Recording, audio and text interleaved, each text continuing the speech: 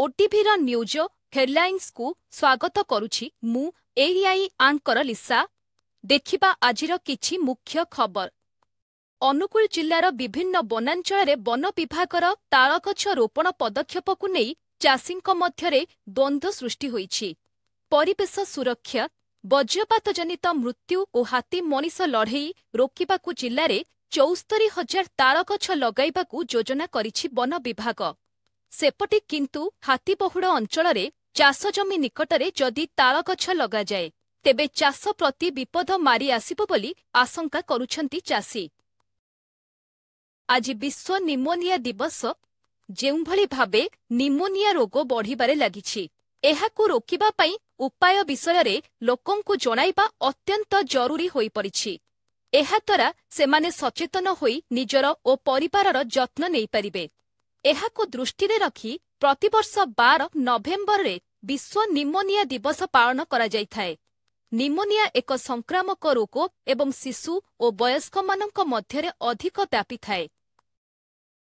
किंतु कैलेंडर अनुसारे भीष्म पंचक व्रत कार्तिक मास शुक्लपक्ष देवस्थान एकादशी आरंभ हुए, जहा देवउठन एकादशी नामरे मध्य जनाशुला। एही व्रतर नाम महाभारतर भीष्म चरित्ररू उत्पन्न। एही उपवास 5 दिन पालन करा जायथाए। भीष्म पंचक समय शस्य जातीय खाद्य खाइबाठारू दूरेई रहिबा उचित। सेहीपरि हिंदू धर्मरे एकादशी उपवास एक गुरुत्वपूर्ण स्थान अधिकार करे। प्रतिवर्ष 24टी एकादशी पालन करा जाए।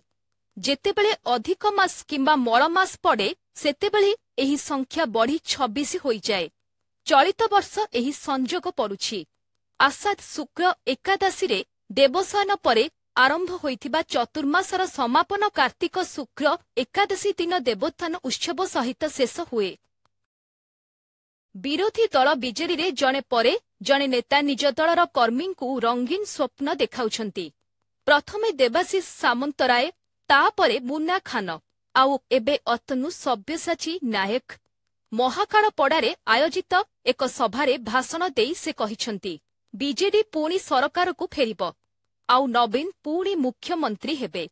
एथिलागि से एक नुआ गणित मध्य कर्मी को देइछंती। अतनु कहिछंती बीजेडीर एबे 51 जन विधायक अछंती। सेहीपरि कांग्रेसर 14 जन अछंती एवं 3 जन स्वाधीन विधायक अछंती। सरकार गढ़िबाकू आउ मात्र 10 संख्या आवश्यक।